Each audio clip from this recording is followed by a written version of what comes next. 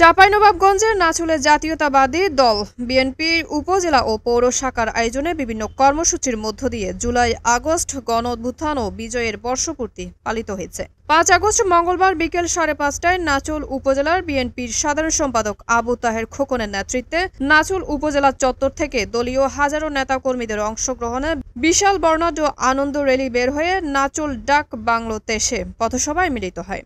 প্রধান অতিথি ছিলেন চাঁপাইনবাবগঞ্জ জেলা বিএনপির সাবেক সাংগঠনিক সম্পাদক আলহাজ মোহাম্মদ আব্দুস সালাম তুহিন। প্রধান বক্তা ছিলেন আবু তাহের খোকন। এ সময় বিশেষ অতিথি ছিলেন উপজেলা বিএনপির সিনিয়র সহসভাপতি মনিরুল ইসলাম, উপজেলা সাংগঠনিক সম্পাদক বিএনপি ও ওয়ার্ড সদস্য শাহজাহান আলী, আর উপস্থিত ছিলেন স্থানীয় ব্যক্তিবর্গ।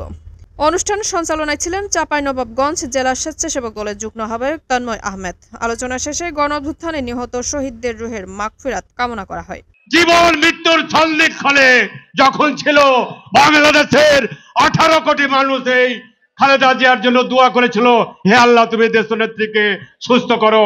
মানুষের দোয়ায় আজও খালেদা জিয়া বেঁচে আছে। আমরা মনোনয়ন প্রত্যাশী, যে করি যাই করি, কিন্তু কাজ আমাদের একটা।